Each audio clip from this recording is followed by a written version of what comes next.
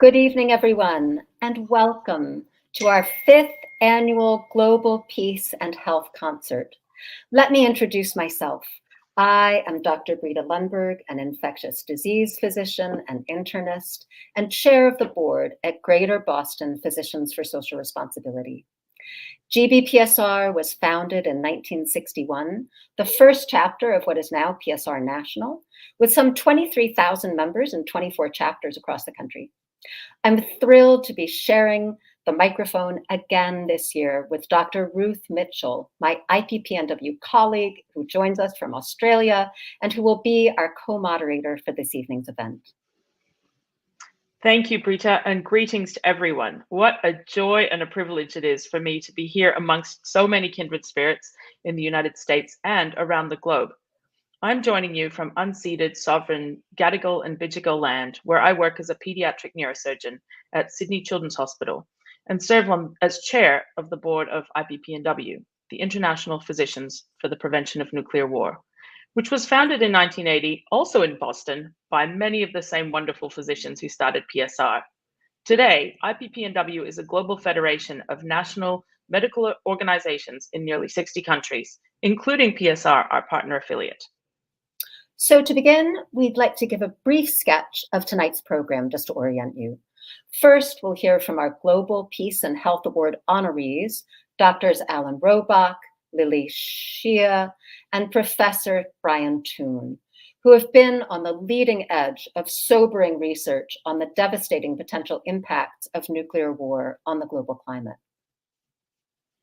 Then a quartet from our good friends at the Longwood Symphony Orchestra, who will play 2 musical selections, followed by some brief remarks about our work at GBPSR and IPPNW. And next we'll be treated to several pieces by members of the Silkroad Ensemble, a musical group founded in 1998, the brainchild of cellist Yo-Yo Ma, conceived of it as a reminder that in the midst of ever-increasing political divisions, there are extraordinary possibilities for working together that music fosters so well. We'll end our evening together with our signature send-off, Haydn's 95th Symphony, played by the entire Longwood Symphony Orchestra. First off, we'd like to recognize our generous sponsors of this evening's benefit event who help make possible our essential work. Welcome to our 2022 Annual Global Peace and Health Concert. We would like to extend our deep appreciation to our generous sponsors. These sponsors include Doctors Ira Helfand and Deborah Smith, who asked us to join with Greater Boston PSR to build a national campaign to prevent nuclear war. This campaign is called Back from the Brink. It's a national campaign embracing the Treaty on the Prohibition of Nuclear Weapons, which aims to bring about fundamental change in American nuclear policy. Visit preventnuclearwar.org to get involved. An anonymous donor who asks us, "What hath man wrought?" And Beth Israel Deaconess Medical Center. Lundberg Health Advocates, clarifying complex medical illnesses so you know what's happening, why it's happening, and what your options are. And Dana-Farber Cancer Institute. Dr. Lachlan Farrow, who points us towards excerpts of Dr. Bernard Lowndes' speeches. Visit bit.ly/Dr-Lown-Never-Whisper. And First Republic Bank, a private bank focused on professional services and alternative investments, in addition to supporting the life sciences, with offices in downtown Boston, Wellesley, and Cambridge. Doctors Carl and Susan Racine, and the Harvard Medical School, and Mass General Brigham. The Wales family, who asked us to sign the open letter to reject nuclear weapons and nuclear war. Visit tinyurl.com/avaz-campaign. Tonight's musicians include a quartet from the Longwood Symphony Orchestra and 4 selections from musicians in the Silkroad Ensemble. We would like to thank the members of our 2022 Honorary Committee.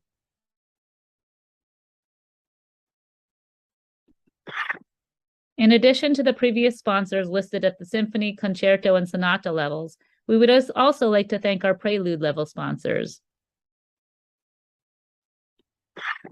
and our minuet, saraband, and chaconne level sponsors. And last but not least, our Passacaglia and Gigue level sponsors. If you donated to us in the past couple of days, your sponsorship may not be listed in the booklet. However, your contribution will be included on our event website. We are entirely grateful for our community partners. And we extend our gratitude for the hard work of the Planning Committee. And lastly, if you haven't had a chance to make a contribution and would like to do so, you can visit our event page, which can be found under events at gbpsr.org.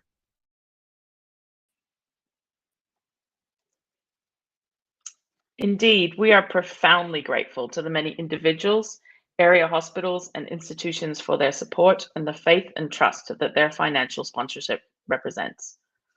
And it's now our privilege to welcome our honorees for 2022, 3 top climate scientists whose pioneering research on climate and nuclear war has busted the myth of a so-called limited nuclear war.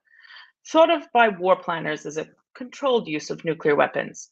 Thanks to years of careful investigation by our honorees, we now know that the use of even a tiny fraction of today's nuclear arsenal would disrupt the climate so severely as to cause long-lasting worldwide famine that would kill more than 2 billion people. Their most recent work, a landmark study published in Nature Food just this August, has received extensive worldwide media attention.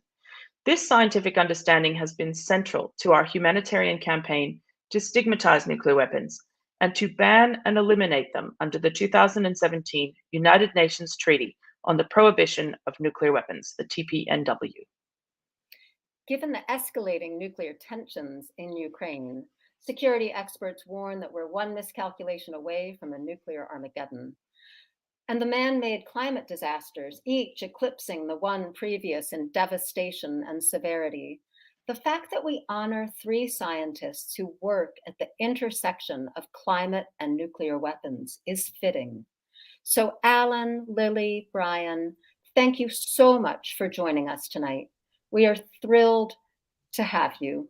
As a small token of our gratitude, and on behalf of all of us at GBPSR and IPPNW, we ask each of you to please accept this 2022 Award for Global Peace and Health with our profound respect and appreciation for your singular contributions to one of humanity's most fundamental obligations, eliminating nuclear weapons before they eliminate us.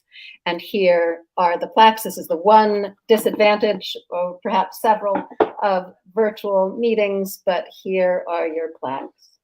And thank you so much. And here is Dr. Alan Robock. So let me now formally introduce our honorees. Dr. Alan Robock is Professor of Climate Science at the Department of Environmental Sciences at Rutgers University and is recognized in his field as a groundbreaking researcher and recipient of numerous awards, including the Jewel Charney Medal from the American Meteorological Society. Professor Robock was also the lead author in the 2007 IPCC report that was awarded the Nobel Peace Prize that year. And along with Alan, we will hear from Dr. Lili Xia. Dr. Xia is Assistant Research Professor in the Department of Environmental Sciences at Rutgers University. She will share some of her thoughts on the work at the intersection of climate change and nuclear weapons. Alan and Lili, the floor is yours. So thank you very much for honoring us. I'd like to tell you about what we're doing in a short period of time. By the way, Lili, Brian, and I are all PhDs, so we're all doctors, and we're all professors too. So it's nice to have medical doctors recognize us. So I'll talk about, and our work has been sponsored by the Open Philanthropy Project. This is our beautiful planet, but after a nuclear war, it might look like this, with a cloud of smoke covering the northern hemisphere, moving to the southern hemisphere and blocking out the sun. If there's enough smoke, it would produce a nuclear winter. Temperatures would get cold, dry. It would be dry and dark at the surface. There'd be more ultraviolet radiation, and this would certainly affect crops.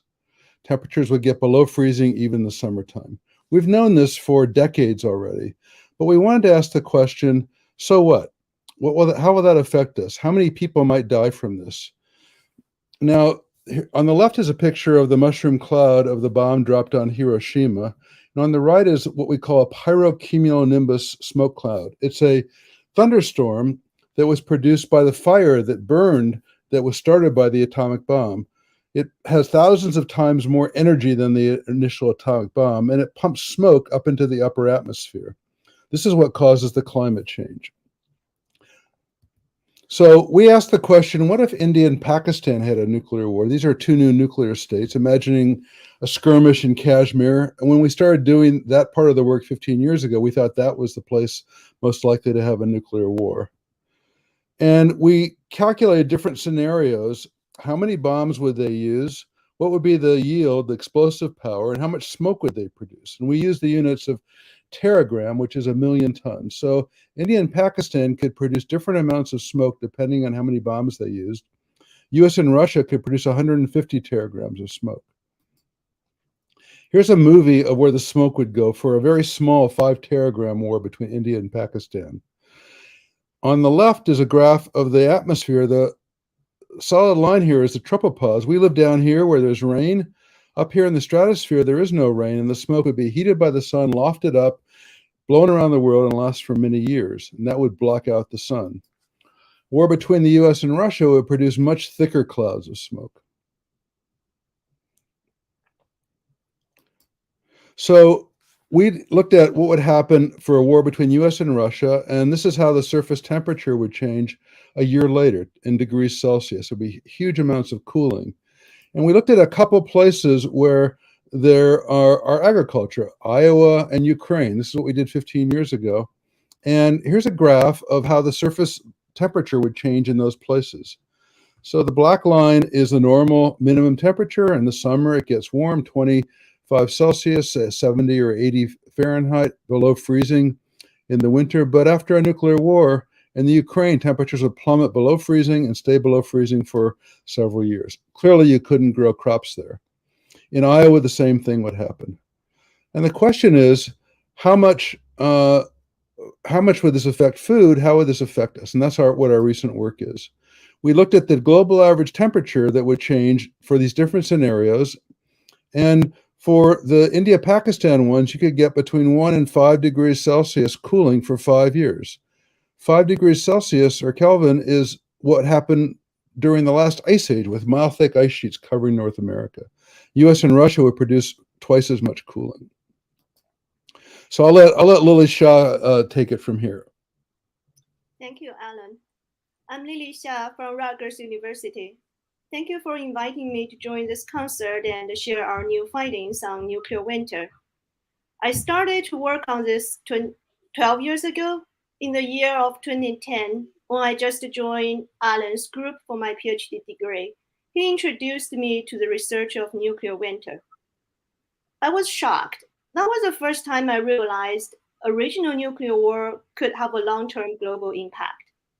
Then I decided to use a crop model to quantify nuclear war impact on agriculture production.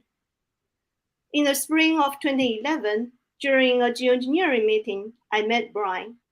I showed him some preliminary results of Chinese rice response to a nuclear war between India and Pakistan. I still remember that Brian told me, this is an important study, you should continue. And yes, I continued. So here, I would like to share with you some of our most recent findings.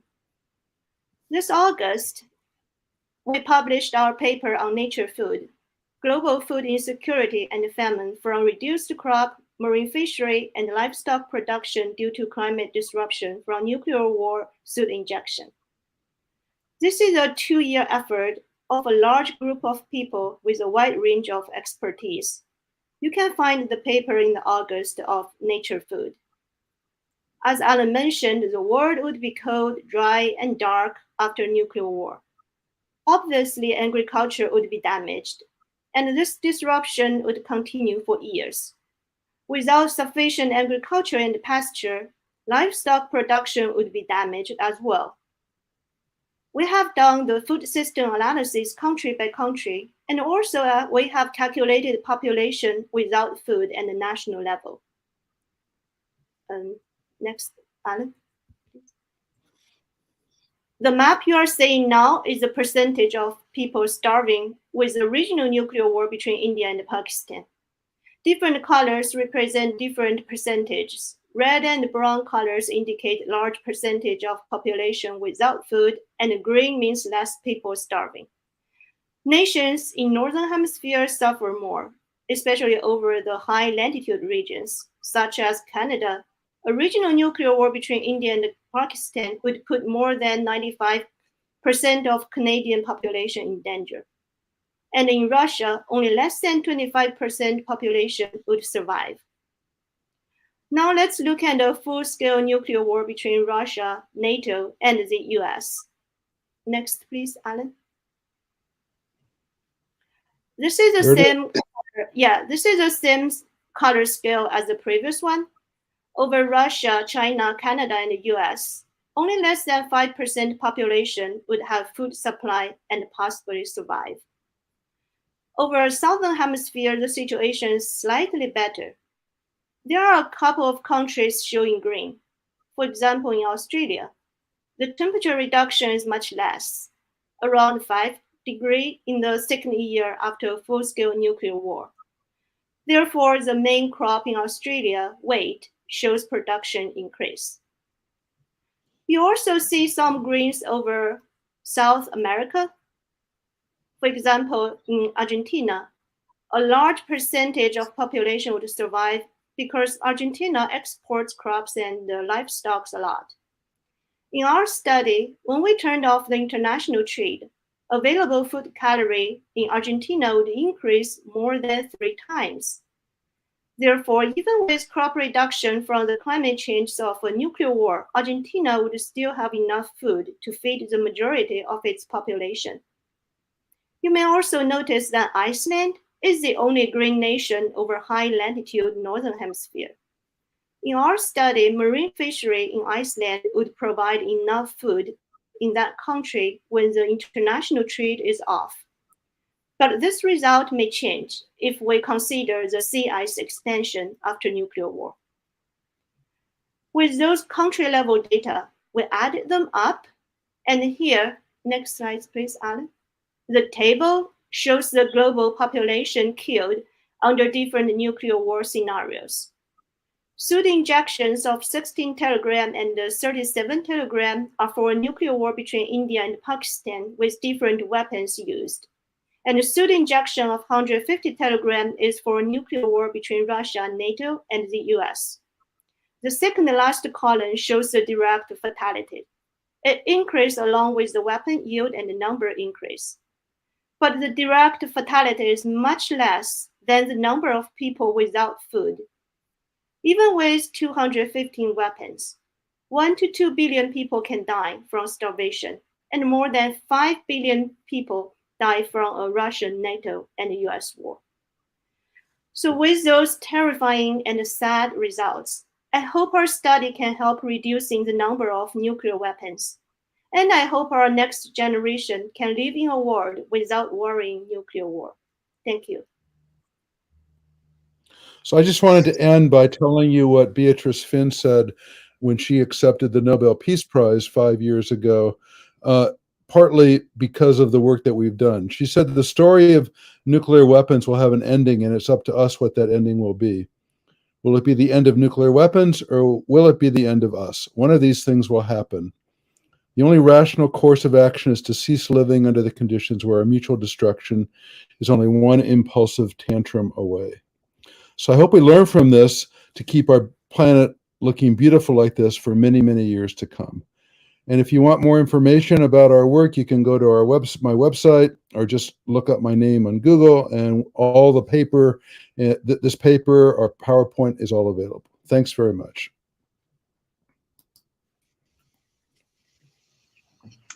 Thank you, Alan and Lili. Finally, we're going to hear from Brian Toon, who's a professor of atmospheric and oceanic sciences and research associate in the Laboratory for Atmospheric and Space Physics at the University of Colorado at Boulder. Brian, welcome. Thank you for inviting me and my colleagues, Ali and Lili, to join you for your concert and to tell you about our latest work on nuclear winter.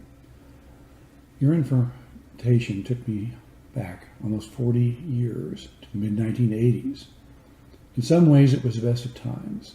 I was a lot younger and had a huge range of exciting scientific problems to work on, ranging from the extinction of the dinosaurs by an asteroid impact to the ozone hole to nuclear winter. My oldest son was born then. The Vietnam War had faded into dismal memory, and despite many regional conflicts, there was a relative absence of large-scale war. I saw a bright future for myself, but it was also the worst of times. The Soviet Union had built a wall to prevent its Russian citizens from leaving and to entrap much of Central Europe, including Eastern Germany. There were 70,000 nuclear weapons and a constant threat of their use. Then Dr. Chazov of the Soviet Union and Dr. Lone of the U.S. presented the acceptance speeches for IPPNW's 1985 Nobel Peace Prize. At that time, it was thought that a nuclear winter might kill most of the Earth's population through year-long sub-freezing temperatures at mid-latitude and consequent agricultural failure across the globe. Even ignoring nuclear winter, Dr. Chazov noted that hundreds of millions would die from blast and radiation, and that the medical community would be unable to take care of all the injured. He said, true to the Hippocratic Oath, we cannot keep silent, knowing what final epidemic nuclear war can bring to humankind. My colleague in the discovery of nuclear winter, Carl Sagan, continued the medical analogy, saying, it's elementary planetary hygiene to clean the world of these nuclear weapons. He was able to communicate directly to the public, to Congress, and even to the Soviet Politburo that nuclear winter would devastate the world. Carl, IPPNW, Russian scientists such as Gerasimenko, and others informed Ronald Reagan and Mikhail Gorbachev of the catastrophic consequences of nuclear war, and they agreed to reduce nuclear weapons. Every U.S. president and every Russian leader since has continued these reductions up to the present, but now further reductions are stalled. Today, in many ways, is the best of times. We can communicate and travel worldwide with little effort. The world is richer and better fed than any time in history. A new rocket has been developed that will soon allow the first settlements on the moon, and then allow us to visit Mars. And thanks to your rapid development of new vaccines and other medical technologies, a pandemic is near defeat. Nevertheless, it's also the worst of times. As Alan and Lili will explain to you, we have found that nuclear winter is even worse than we thought in the 1980s. Political leaders seem not to remember the recent past or understand the dangers of nuclear war. In Russia, geographically the largest country in the world, but heavily dependent on fossil fuels for its economy, the leader has dreams of new empires, reconstructing the Soviet Union, and is developing horrible new weapons of war instead of diversifying his economy. In China, a rapidly developing country bringing millions out of poverty and suddenly a leading industrial power, the leader has dreams of expanding his empire and is expanding his nuclear arsenals rather than investing further in his country's astounding growth.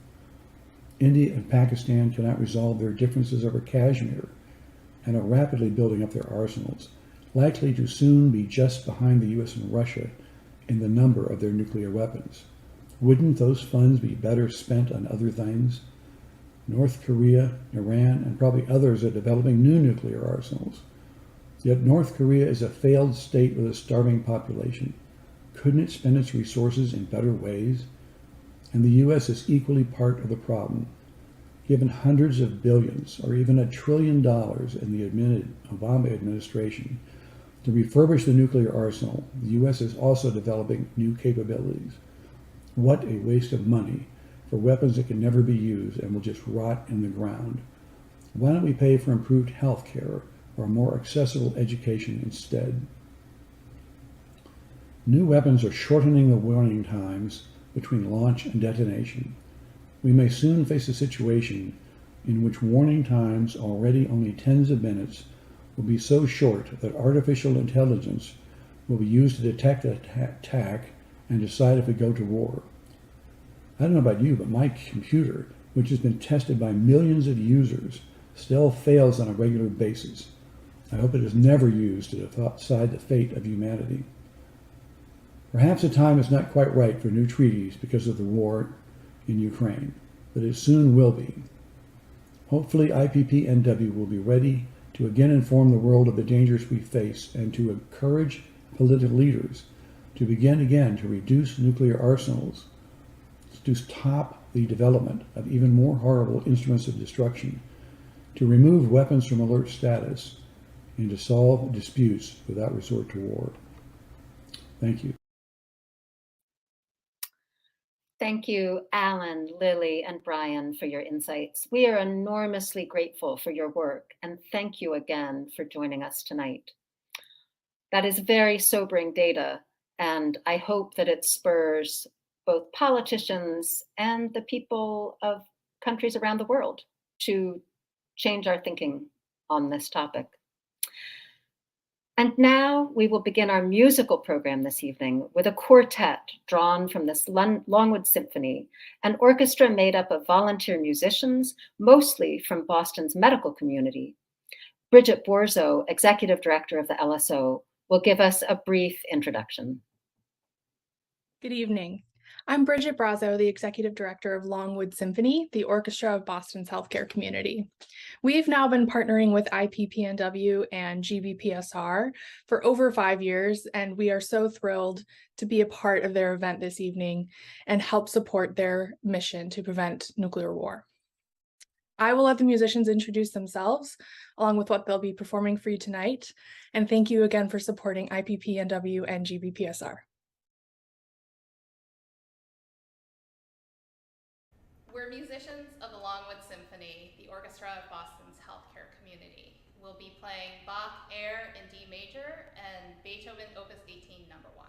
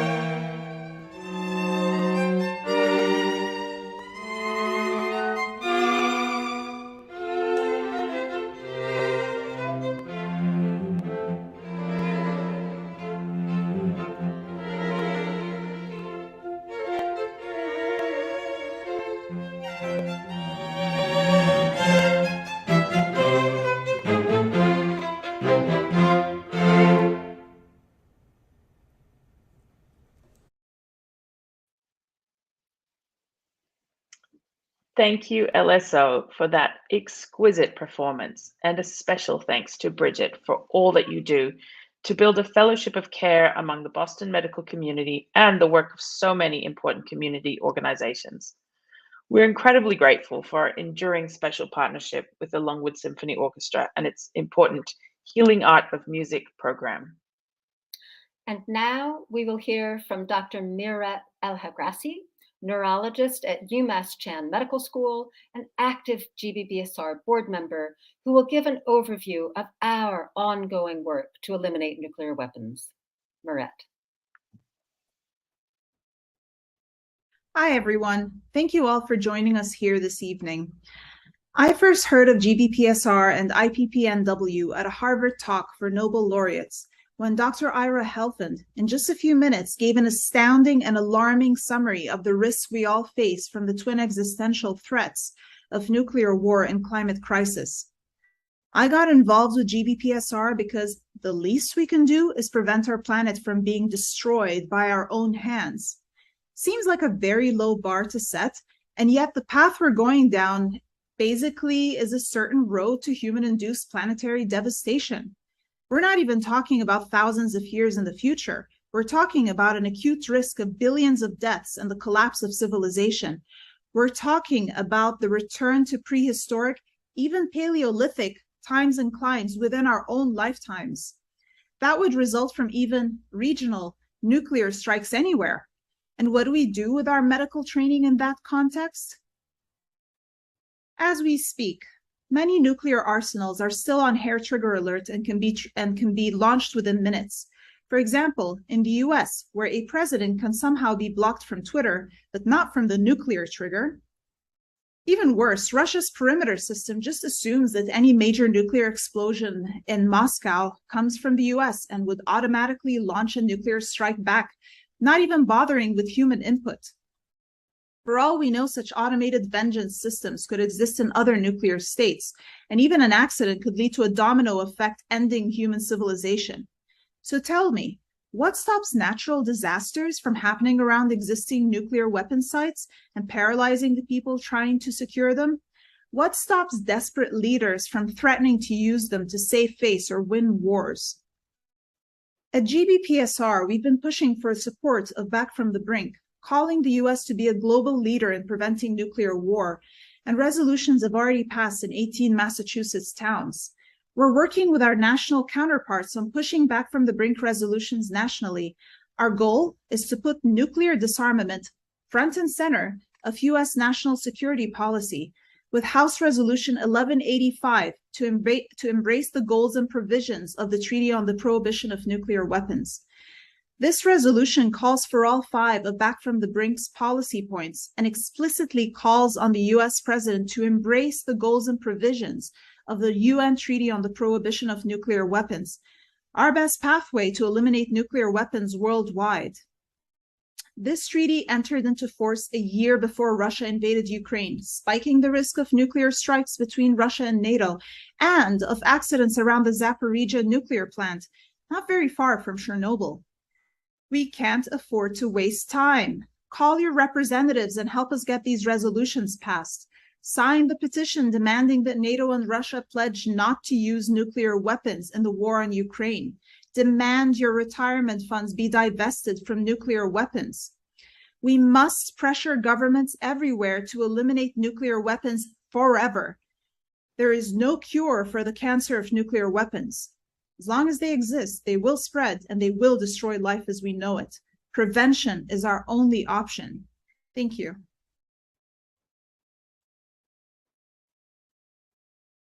Thank you so much, Mirette. That is such a helpful way of putting the science into the important perspective that we need.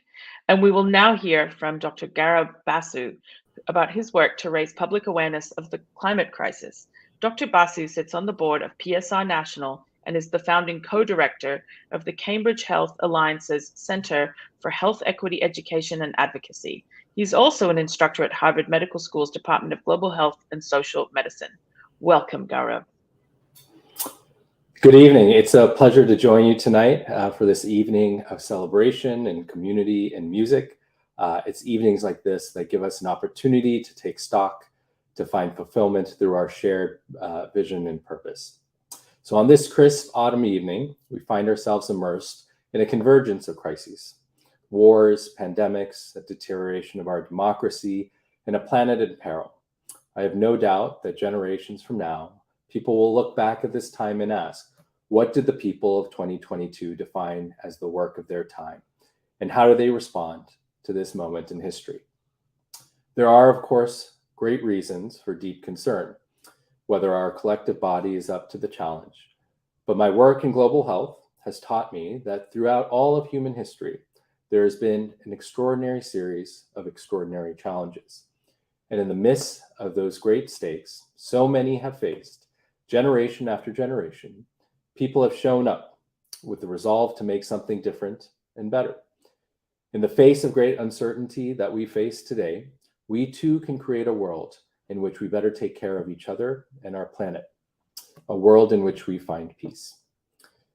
Such work is hard, long, persistent work.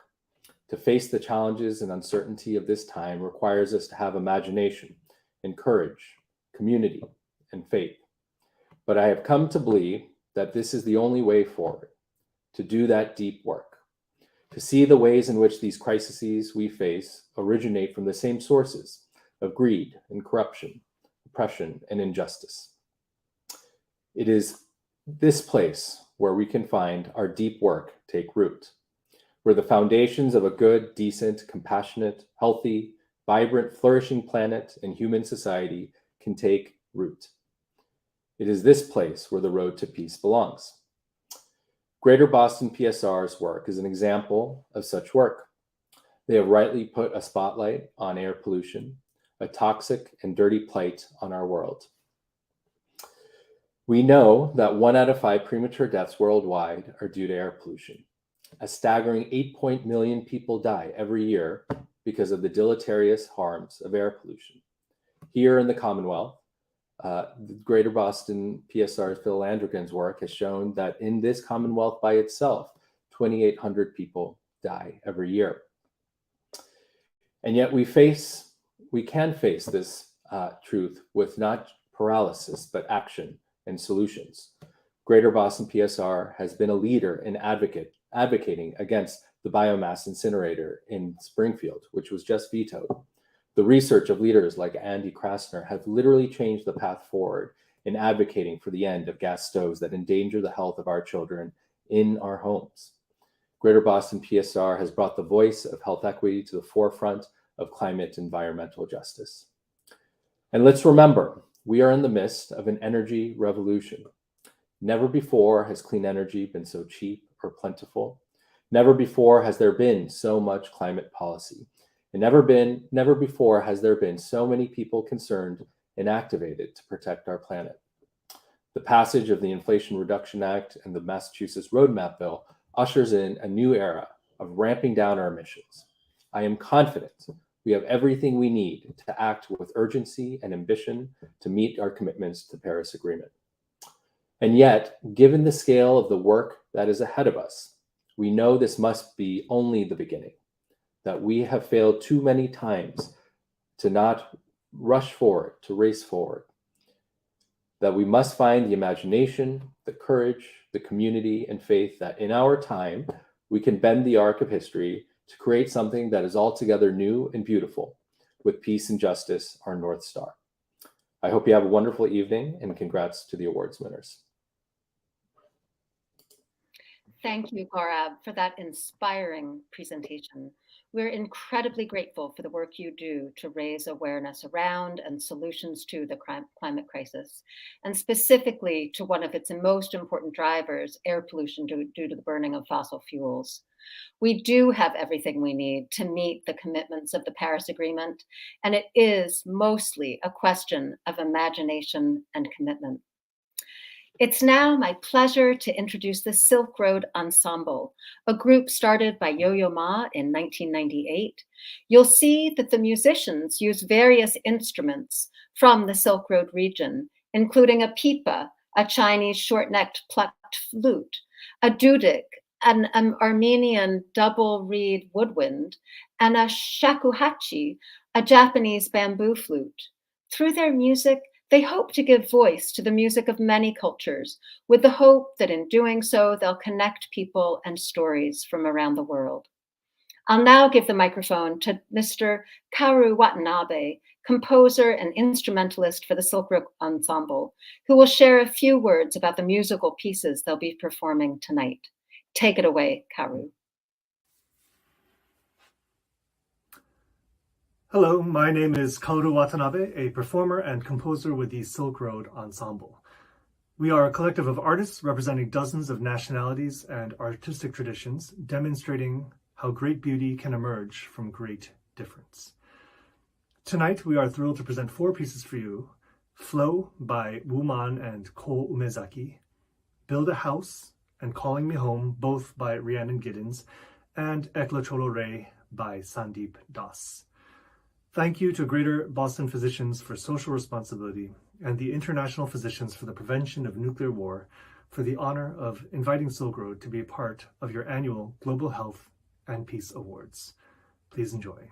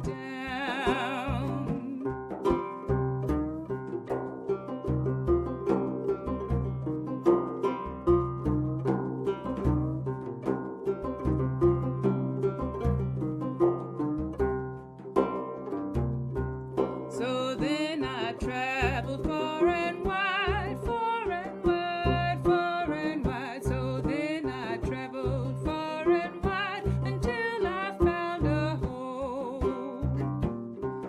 I learned your words and wrote my song, wrote my song, wrote my song. I learned your words and wrote my song and put my story down. But then you came and took my song, took my song, took my song. But then you came and took my song, claimed it for your own.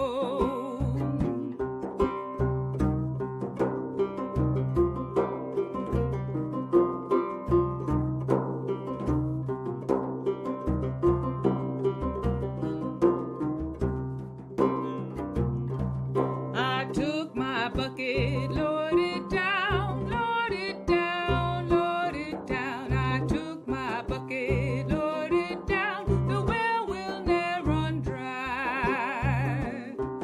You brought me here to build a house, build a house, build a house. You brought me here to build a house, and I will not be moved.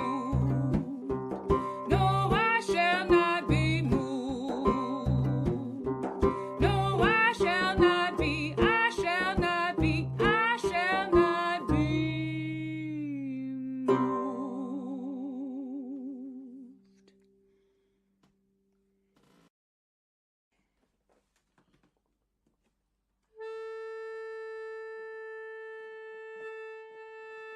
I know friend lay on his dying bed, held my hand to his bony breast, and he whispered low as I bent my head, oh, they're calling me home.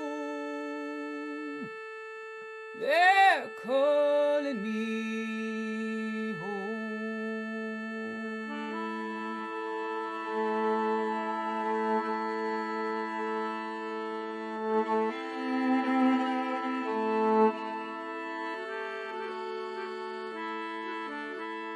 My time is come to sail away. I know you love for me to stay, but I miss my friends of yesterday. Oh, they're calling me home. They're calling me home. I know you'll remember me when I'm gone. Remember my stories, remember my songs. I'll leave them on earth, sweet traces of gold. Oh, they're calling me home. They're calling me home.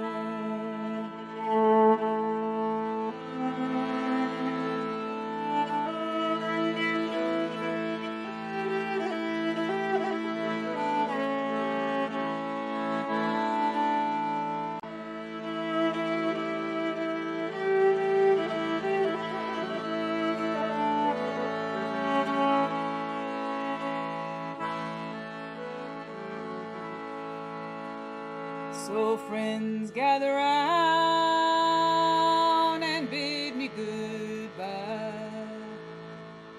My body's bound, but my soul will fly. A little light shining from the sky. Oh, they're calling me home. They're calling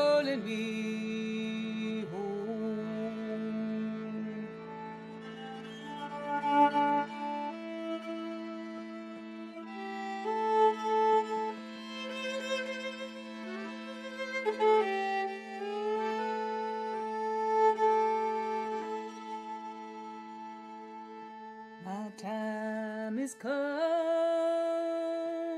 to sail away. I know you'd love for me to stay, but I miss my friends of yesterday. Oh, they're calling me home. They're calling me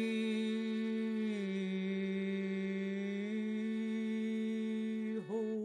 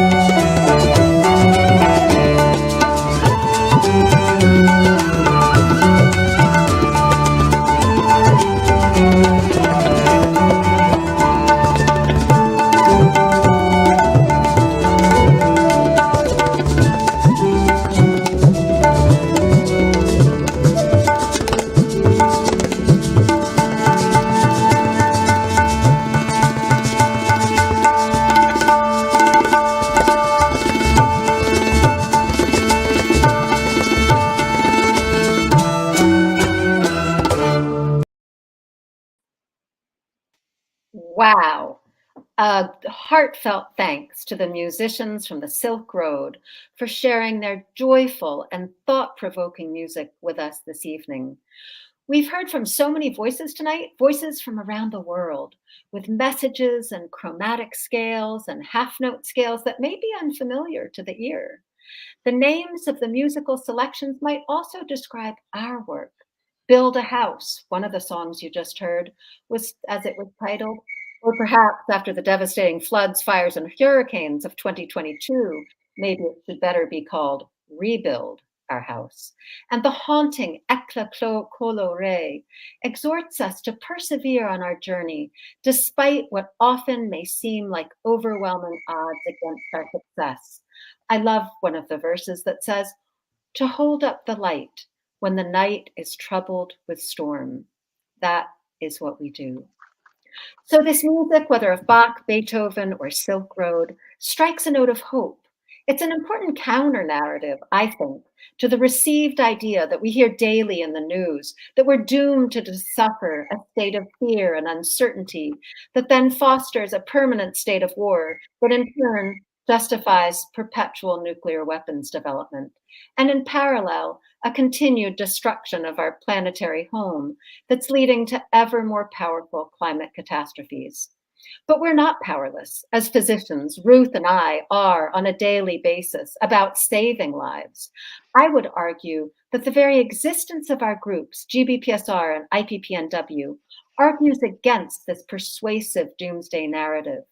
Since man-made climate change and nuclear apotheosis are of human creation, we're powerful to reverse what we've created. But we have our work cut out for us. There's a growing international movement of medical students, young doctors, and youth who are demanding a different future. They want peace, cooperation, sustainability, human security, and health for everyone, and reject the doomsday narrative of nuclear and climate catastrophe. For hundreds of thousands of years, we've shown that we can coexist in harmony with our planet, and we can do this again. We don't lack the means to address these challenges, we lack the political will. And that's where our groups come in. We serve to magnify the voices of communities most affected by these catastrophes, many of whom are our patients. And we find that the answers are there in these stories from the bedside. We only need to listen. So our work at GBPSR and at IPPNW is more urgent than ever. Your donation makes our work possible, and we ask, if you haven't given, that you consider a donation on this event so that we can continue to advocate for these critical issues. The world does bend towards justice, as Dr. Basu said, but only if we're there to make it happen. And that brings us to the end of our program this evening. I would like to close by again thanking our honorees, Professors Lili Xia, Alan Robock, and Brian Toon. We would also like to thank our 2022 Honorary Committee, our Planning Committee members who've worked for many months to organize this fantastic event tonight, and tremendous gratitude for the tireless work of our GBPSR and IPPNW staff, Anna Baker, Michael Christ, and Molly McGinty. To our sponsors, and to the LSO and Silkroad ensembles for providing this music for healing, music that illuminates our message. We leave you with our signature send-off, a truly phenomenal performance of Haydn's very beautiful Symphony No. 5 in C minor by the full Longwood Symphony Orchestra. Thank you again for joining us this evening, and good night.